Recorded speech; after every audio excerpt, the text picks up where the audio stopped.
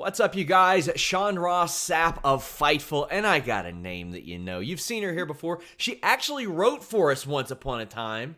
Deonna Purrazzo. Deonna, how you doing? I'm very good. How are you? I am doing great. You're on the market, so to speak. And That feels weird. I know, and the thing that I noticed when you became available to outside promotions, I remember once upon a time you told me, yeah, my goal is to wrestle 100 independent matches in a year, and you blew by that before you were in WWE. I expect things are probably going to be even busier now once things return to normal. How are you looking at things right now? Are you hearing from a lot of people? Yeah, I'm excited. It felt really good to just I sent out that initial tweet that I was released, and just like the outpour of love and people that wanted to be creative and do podcasts and do interviews, and Drew from Beyond was the first person to be like, let's get a series up about you, and I have a few tentative dates for later in the year for when things get back to normal. So just the fact that I was wanted and people wanted to see me do all the things I did before and tenfold now, just made it so much better this last week. Now, you were on TV right out of the gate. You were immediately given television exposure, and that was pretty sustained throughout your run before WWE. Do you think that getting on TV that early was a blessing, a curse, or how did that work for you? I don't know. At first it was okay, cool. It was the Mae Young Classic, and I went far in the tournament, and then it was okay, you're gonna have a match with Bianca on TV. You're going on a road loop, and I was like, this is great. I'm not gonna be here long. I'm gonna be on Raw soon. Because those are the steps it takes to be a TV star and then eventually get called up in NXT. So I was really excited to just kind of feel like I was being pushed right away. And then that kind of fell off for the majority of the rest of my time in NXT. So I don't know. It was kind of I had mixed feelings about it all from the start. You've been pretty transparent that you had some creative frustration there, and that's going to happen. When you've got that many people under contract, you're going to have a lot of that. And there were a lot of the people who were among those released that have expressed their creative frustration in the past. Yeah. Do you think that fell on deaf ears? Do you think that was being heard? Was there anybody that you knew that was going to bat for you? I don't know that anyone was going to bat for me except me. And it's funny because just in life, but especially in wrestling, people say one thing but do a complete opposite. So you don't ever really know what people are doing for you. It could help you or it could hurt you. And I've always felt self-advocation, if anyone is going to stick up for me, it needs to be me, because I can't trust anyone else to do it. And I just feel like NXT is a culture of you're grateful for what you get and you don't ask for more. And I wasn't grateful for what I got because I feel like I worked my ass off to get to NXT. I worked my ass off to prove I belonged to be there when I got there. And I gave so much of myself to promos and having vignettes filmed on my own dime and on my own time, and thought out character ideas and vignettes for me as a tag team, for vignettes for me, Chelsea and Rachel as a trios, for myself. I just invested a lot of me in different ways that they could use me and use my potential, and it did fall on deaf ears because when I got opportunities, they were given to other people because I wasn't ready. And I didn't let it slide. So I don't know if all of us that expressed creative unhappiness, if that was the reason we were let go, because there was a few people in that group. But I definitely feel like that's frowned upon in NXT. And for me, I feel like, and maybe it's just making myself feel better, but that was probably a reason why I was let go. Because I said a month ago, hey, I'm not happy. And if you're not going to do something with me, let me go and let me figure this out somewhere else. And it's funny you mentioned not just being grateful for what you had there. You were picked up and you had to pull out of All In to go to WWE. And right. So, I mean, those opportunities were there for you. You were on Impact TV, you were on Ring of Honor TV, you were about to be on All In, which it was the precursor to AEW. How did that conversation go, whether it be with those that helped put on All In or WWE, because they had to know you were booked for that when you were brought in. Right. So it was the WrestleMania in New Orleans. And Shimmer had like their all women show. And that was the day that Canyon approached me and had said like, hey, we'd really like to hire you. And I was like, well, you can't because I'm employed at Ring of Honor. And he was like, oh, well, I thought we discussed taking a short-term contract. And I said, we didn't discuss anything. That is not your choice. I said, I do have a 6-month opt-out, but I don't know if that's something I'm willing to do right now. And he put it very frank and was like, this is your opportunity. And I don't know if this is going to be available in a year. And it was kind of like, okay, well, shoot, this is my dream job. Like, do I give it up and hope it comes around again? Or do I just do it and say I did it and see what happens? And obviously I did it. And, it turned out that it was because I was with Ring of Honor. It was because All In was happening. And I tried to get away with, like, doing a few final Ring of Honor things and putting All In, like, under that Ring of Honor umbrella and being like, they've been really great to me, and I don't want to end things on a bad note with them. I'd really like to keep this date. But, actually it was put to me, now that I'm talking about it, like, well, if you do All In, that 6 weeks of pay and 6 weeks of TV, you're being held off of. And I was like, okay, well, they must have something for me that, they want to do with me. And obviously they didn't. But it was more of like, do I just do this to say I did it and see what happens? And I can always leave if I'm unhappy. And I think that's been my mindset from the get of like, this is an experiment for both of us. And if it works, then this is all I've ever wanted. And if it doesn't, I'm confident that I can go back and do what I was doing before. Do you wish you would have done All In now? Yes. But hindsight is so 2020, isn't it? Like, I would have never felt that way had my WWE tenure not ended up this way. Sure.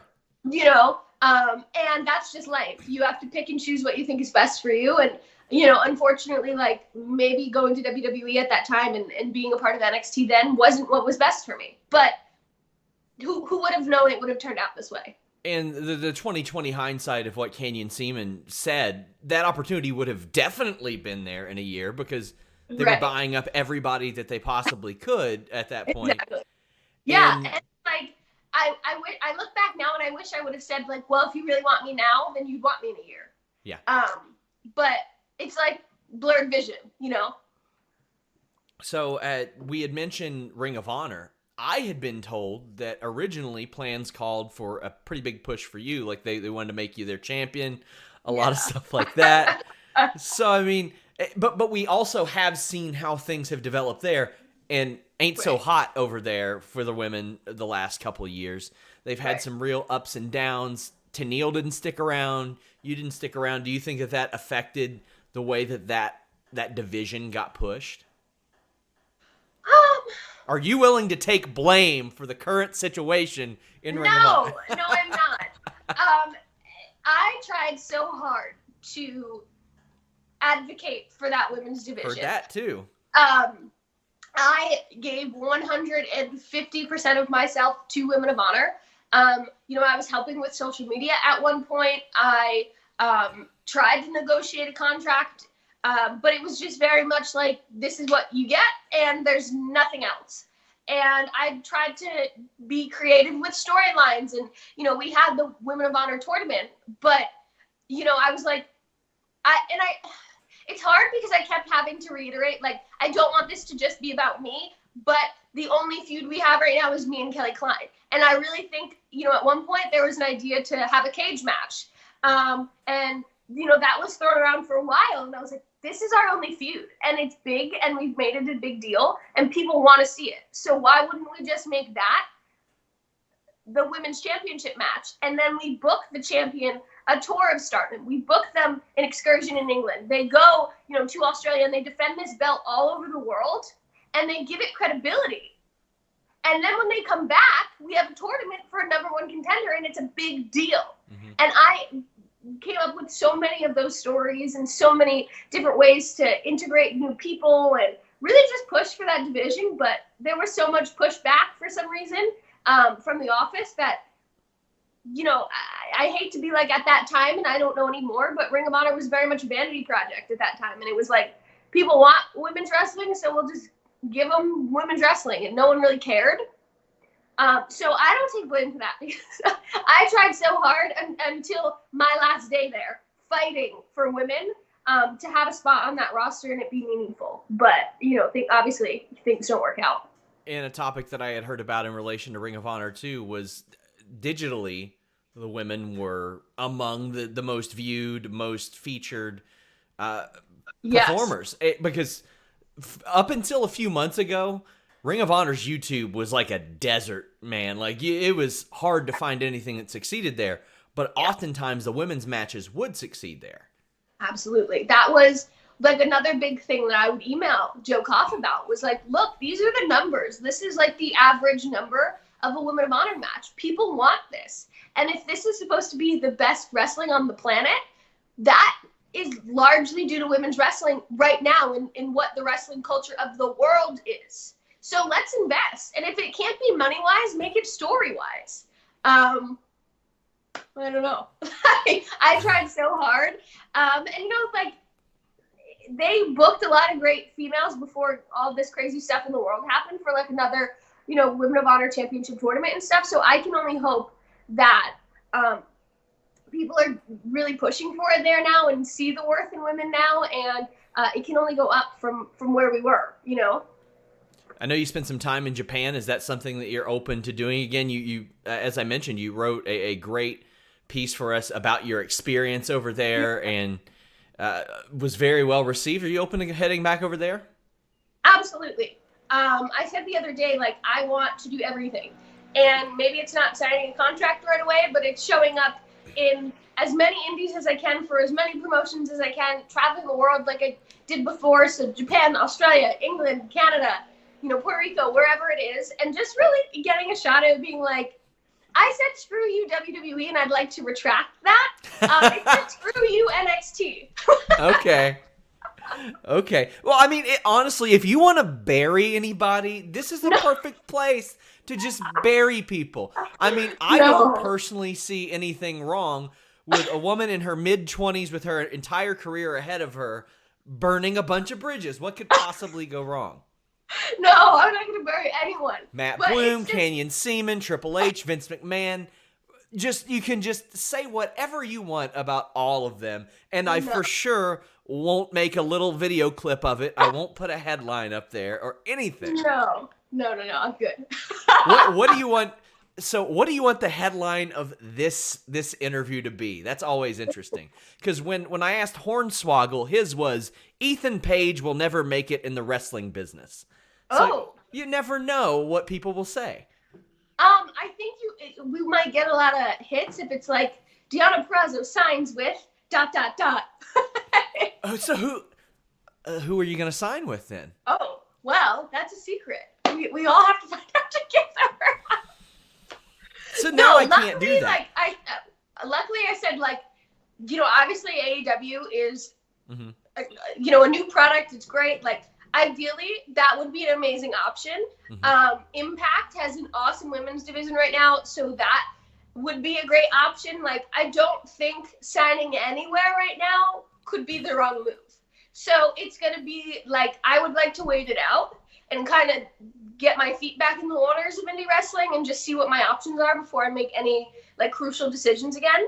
I think just signing with a company, like, tampered me, and it made me like, I can't do it again. But I'm definitely excited just to, like, get back to indie wrestling and feel it out and see what this world is about, because I haven't been in it in 2 years. You mentioned Impact. Now, you did some stuff with them when they were TNA and all that, but like any time that, like, I asked Mike Bennett, and it's like, man, Mike Bennett's worked for Ring of Honor, New Japan, Impact, but they all had different management back when he worked for them, and that was just like a couple years ago.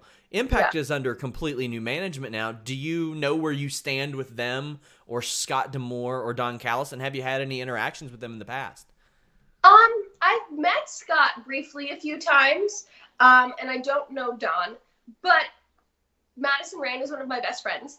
And obviously she works with Impact, and she's doing some commentary stuff right now, And, I know she has my back, and I know that if that was something I wanted, she would push really hard for me to be able to come in and at least try it out. So, that very much could be a possibility. We're just, it's a real good division. It's a real good division. Kylie Ray, Jordan Grace, I think Kiera Hogan is a lot better than anybody realized. Taya, Tennille's still popping in and out of there. Tessa, they're all over the place there. And you also see what Tessa's able to do. Does what she's able to do there and what Taya has also been able to do, challenging for the world title, does that make you look and go, okay, that maybe that's a more liberal option compared to some others? Yes. And I feel like just that openness to give women the opportunity, like, I'm sure when they were like, Tessa is going to be the world champion, they thought this could be really mixed reviews and people were going to have opinions about it, because the intergender thing has been such a hot topic for so long. But I just think it's really cool just to see women pushing those barriers and being able to, and being put in positions to make history. So, especially coming from like feeling very held back and feeling very underutilized, like a company that's willing to just like give me the ball and say, do what you want with it, is totally what I'm looking to do right now. You were a part of one of the hottest indie scenes that there were, like ever, before AEW had come around. And a lot of people wondered what's going to happen to the indies. But you see people like AJ Gray, Danhausen, Warhorse really emerging and being colorful personalities. So you were a part of that one. Now you're a part of a completely different landscape. And we don't really know what it's going to look like. But now it's flooded with a whole bunch of really good talent. What are you expecting out of this independent scene, just based on what we know now? Yeah, I don't know. Like, I don't really know what to expect. That's like the scary thing of all of this is like, not that I didn't follow indie wrestling while I was with NXT, but I didn't. And I kept up with the people I care about and the people I follow, but it was just kind of like the companies that I worked the most for. So WWR, Beyond, those companies that, I was a real staple in, I kept up with. So I don't know what to expect. I'm kind of excited to see like what women have really broken out and stayed on the indies, because a lot of the girls that are signed now don't do as much. So who is going to emerge as like that top women's indie star? And that doesn't have a name. That's making it for herself. I'm really excited to like find that person and work with that person. I know you worked a ton of different indies, and some are going to be better than others. Do you have any indie horror stories? Because everybody's got that, hey, I'll PayPal you your pay later type of story. Do you have any horror stories? I never didn't get paid. Like, I always was paid. But just a few times of like not knowing like who's going to pick me up at the airport and like landing wherever I was going and like trying to call and text and be like, who's coming to get me? Like, should I Uber? And then them being like, oh, just Uber and we'll pay for it. And then you spend $100 on an Uber and then they never pay for it. And you're like, well, just silly things like that like add up. Or like baggage fees, like book a goddamn wrestler on the preferred airline or Southwest. Because if I'm with United, I get 2 free check bags. And if I'm with Southwest, everyone gets 2 free check bags. So, like take care of those little things because it adds up for when I have to pay for it myself. And then I want my money back. So back to the process of signing with WWE. We mentioned the All In thing. Did they straight up tell you, hey, no bueno there, not doing that? Like I said earlier, it was more of like, I tried to mask it as a Ring of Honor thing. Yeah. And then them being like, that's 6 weeks, you're not going to be on TV. And I was like, oh, well, that could be a good thing for me to get in and be right on TV. So yeah, I'm not going to argue because I had like my hiring process was weird because we had to wait till my Ring of Honor contract expired. That expired on July 1st. And then I reported to the PC July 18th. So I had to like get a contract, sign it, send it back, do medical, pass medical, and move to Florida all in like an 18-day span. So it was like, I didn't even know what my contract terms were until really like mid-June when I was like, listen, I'm in Japan, I'm coming home. And unless I know what I'm going to be making, I'm not coming to Florida. So I had to be very aggressive about those things because it could have been contract tampering. And that's why they didn't want to give it to me. But it was like, my life is supposed to change. You need to tell me X, Y, and Z, or I'm not coming because I don't trust it's going to happen. So when it came to pushing to be on All In, I kind of like picked my battles and tried and didn't succeed and was just kind of like, okay, it is what it is. And they weren't like strangers to you at this point. You had done several appearances with WWE. I mean, you were La Luchadora. Yeah. So I mean, I swear I've said, and I've probably said it to the wrong people in NXT too, but like I was used more as enhancement talent than I was used as contracted talent. Like between NXT, Raw, and SmackDown. Do you want to hear a stat that'll make you upset? That I'm like 0-20 or something. Yeah. Outside of the Mae Young Classic. That's one I put in my stats piece. I'm very sorry, but no, I should be a Hall of Famer. I want like the Biggest Loser WWE Hall of Fame ring. I was like, oh no, because I was, I go through everybody. I'm like, all right, how are they doing? When's the last time they won on TV? And I looked and I was like, never.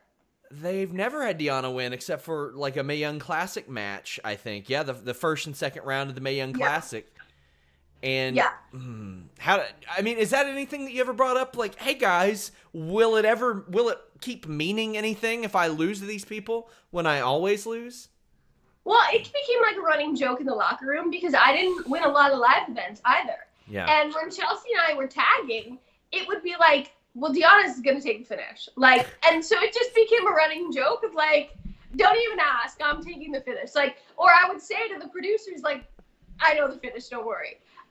Where at one point, like one of my last matches before all this stuff happened, I wrestled one of the new girls in like one of her first singles matches. And I was like, okay, do you have a finish?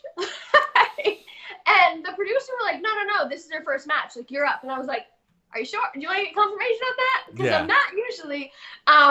We're like, we made it a joke, but it became embarrassing because it's like, I get you can't always win all the time, but what is the point of having me lose all the time? Because if I'm ever going to then get a push, who are these people beating? Everyone's beat me.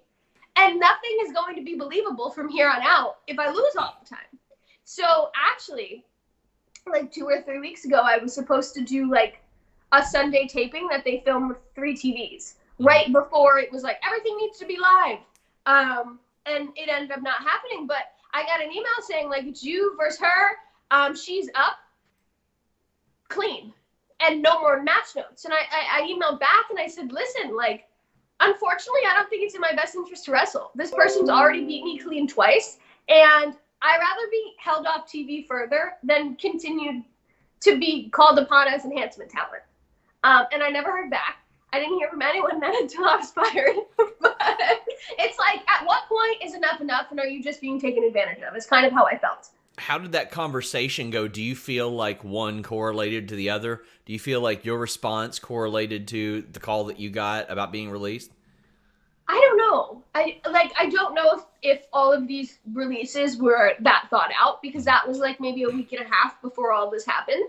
But like I said earlier, I do think that because I just, for the last 6 months, had these conversations of like, listen, I'm unhappy. And is this ever going to be for me? Because I'm happy doing the job for other people, and I'm happy, watching my friends and people I care about succeed. But like, if I'm not going to succeed, why am I here? And what am I doing? I had those conversations for 6 months. And the week before Chelsea and I went to Raw in December, I actually wrote an email to quit and to ask to be released. And I only didn't send it because then we were asked to go to Raw, and I was like, oh, well, I guess I shouldn't quit now. Yeah. So this is something that when I tweeted last week of like, people who know me the best know that this is something I've struggled with, wanting myself for a long time. Like, this is something I thought about in December, and I spoke to them about it. I was very open with like, this isn't the place for me, I don't think. So I think that is what correlated with me being released. It was just, they knew I was unhappy and they knew I wanted it. So you and Chelsea, I should say, had a real confusing couple of months there. Like, you all got the NXT takeover treatment, but it was on NXT USA, which you could argue was a bigger type of reveal like that, and it was you two in the crowd, and it was very clear that they were setting up or letting people know these two are friends. They're probably going to be a tag team. What's up? But Right. then nothing on TV. What were you all told going into that night and then subsequently when nothing happened? Well, it was like a confusing time once TV started to go live because some people had to be in class on Wednesdays. And then if you weren't in class, it was because you were booked for TV. So I think Chelsea and I were in class when we got a text being like, hey, you're going to do a crowd appearance. Like, please be at Full Sail at this time. It was apparently a very last minute thing that was added in. And so we went, we did hair and makeup, and Hunter came up to us and was like, you know, this is what we're going with. I want you to come up with new names. I want you to come up with vignette ideas, and kind of like made us feel like this is the direction we're going in. You guys are going to be a tag team. And then we sent all of our ideas like multiple times, didn't hear anything back. And then we shot like a few ID shoots. And then Chelsea was doing ID shoots on her own.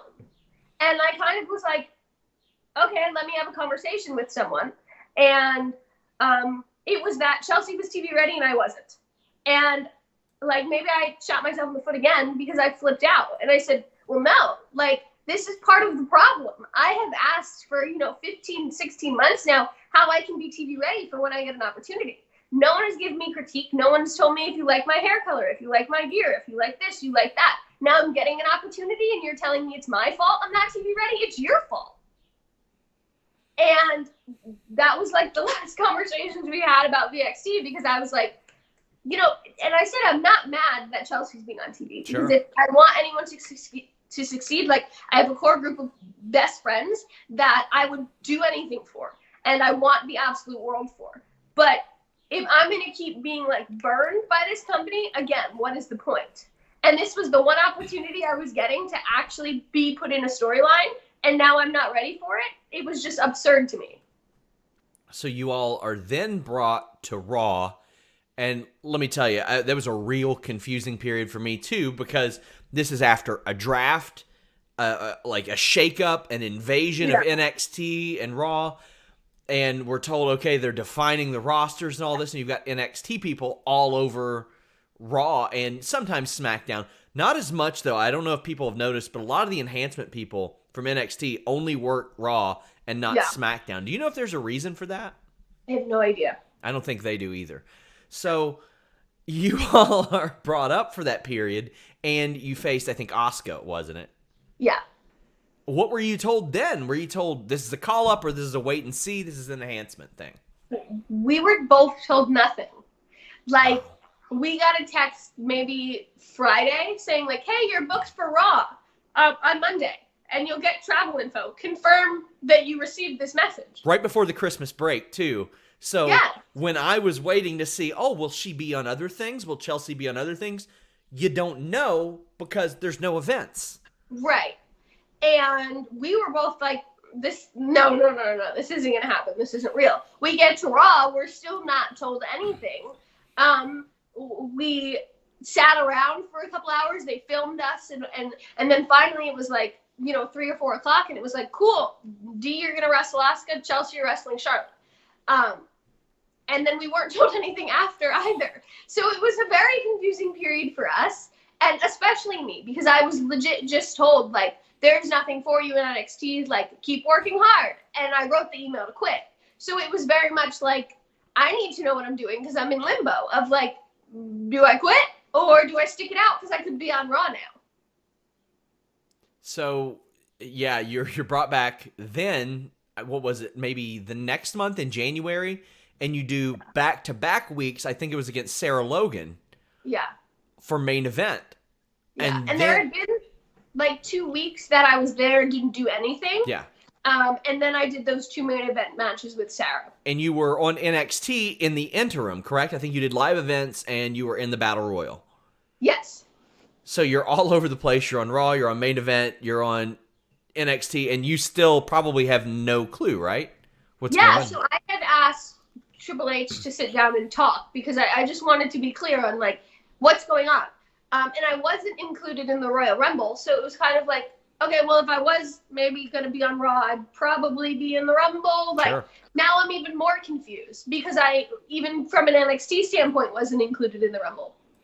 So, I just kind of sat down and talked to him and kind of had the same conversation of like, hey, I'm very confused. You know, like I've been going back to Raw and, you know, I've been on TV once or twice here now. And I'd really just like to know like what's going on and what to expect. Because I'm a little uneasy about it all too. And at that point, like I had just attacked Shotzi after I was eliminated in the Battle Royal. And from all different accounts, I was meant to go into a story with Shotzi. And we filmed like a backstage thing, and we filmed some other stuff. Like you know, there was me, Shotzi, Lacey, Kaden Carter, and Chelsea were doing some stuff. So we were all like, okay, well, let's come up with some ideas to pitch of like maybe how to stretch this out to get us more TV time to really make you and Chelsea bad guys separately or as a tag and make us strong baby faces. So we pitched a ton of ideas and I never heard anything back. And like, obviously then I lost clean to Shotzi that night and then again in the Redemption Battle Royal. So, you know, there was never any callback to that was going to be a story. And then finally you appeared with Nia Jax. Now, you had wrestled Nia multiple times well before you were signed on NXT. How did those experiences differ? I don't want too much detail because I've told you before, I want to save that for a special segment, just your appearances before you got signed. But how did that differ because you had worked with her during distinctly different points of both of your careers as far as experience goes? Right. The cool thing is, and I don't think many people have put this together, my first match on NXT TV was Nia. And then my last match in WWE up until this point was Nia. So we've built a rapport. Like, I think she's an amazing human. She's always been generous and giving and, like, taking care of me. But, you know, our first match was one of her first matches in NXT when she debuted. And there was nervousness on both our ends for that because it was my first time in NXT. She's figuring out who she is. And now we fast forward like 5 years later and she was just coming back from injury. So there was nervousness for that. And I was like, honestly, like, I'm happy it's me because you're comfortable with me. We've done this a few times. And if there's anyone that you could be in the ring with, like, I'm happy it's me. And she felt comfortable. Like, it was very much like, let's roll around and feel some things out. And like, we got our direction and then we did it. So it wasn't very different thinking back on it now of both scenarios. It was very comfortable this time around because we know each other. So I don't want people to think that this is a completely negative interview. What are some positives from your time there? What are some of your highlights? What are some of the things that you look back on and you're like, man, that's awesome. I'll miss that for now. Yeah, I think, like, I've said it before too, like, NXT at one point was very like, we need characters and everything needs to be character driven. And that's not who I am. You know, as like a human being, I'm not like that. And as a wrestler, I'm not like that. So it's been very interesting to like find that character within myself and how I used Virtuosa before to the presentation of the Virtuosa now is completely different. So, like, I take that as the biggest positive of I've been able to, like, get amazing looking gear. I've been able to put a whole package together of who I am. I improved on my moveset and, you know, integrated more, like, submission wrestling and things like that. So those are definitely positives. I mean, they have, like, a ring in the PC that is, like, soft, so you can flip and do stuff. So, like, I've gotten over my fear of the top rope. And, you know, I could always do flips. It was just, like, me not being comfortable in the ring. So I think that entering back into wrestling when we can, like, my moveset is completely different. And then you just build a rapport with people. And whether ultimately they liked me or not, like, I've gotten to sit down and have conversations with Triple H. I've gotten to sit and have conversations with Road Dogg or Paul Heyman and make those contacts that if I get an opportunity to go back to WWE in the future, like, are only going to benefit me more. So it's not all negative. Like, I I had a really great time and I made money and like I'm in a really good position in my life because of all of the experiences that I had. So, you know, it's not negative. I don't hate WWE. I don't hate NXT. Like, I just didn't have the experience I thought I would have. Well, let the people know where they can follow you on social media, where they can support your projects. I know you got a lot of stuff going on, and hopefully once the pandemic ends, you're going to have a whole lot more going on. Yeah, I've been so busy all week, I forgot how, like, I didn't do media for, like, 2 years, so all week it's been, like, the media tour of my life, and, like, but we are, Drew Cordero and I, alongside with Indie Wrestling TV, are working on like a 3 or 4 episode series, just going through my career. We're answering fan questions, watching some matches from WWR. Like, this first episode comes out tomorrow, and we watch my first match with Santana Garrett, and just some really fun behind the scenes stories and stuff I've never talked about before. So that's going to be like a weekly thing coming up. I have my Pro Wrestling Tees store. There's a bunch of new t-shirts up. So that's prowrestlingtees.com/Deonna Purrazzo. And then I have my own merchandise store that has 8x10s and gear and all that kind of stuff up there. That is DeonnaPurrazzo.BigCartel.com.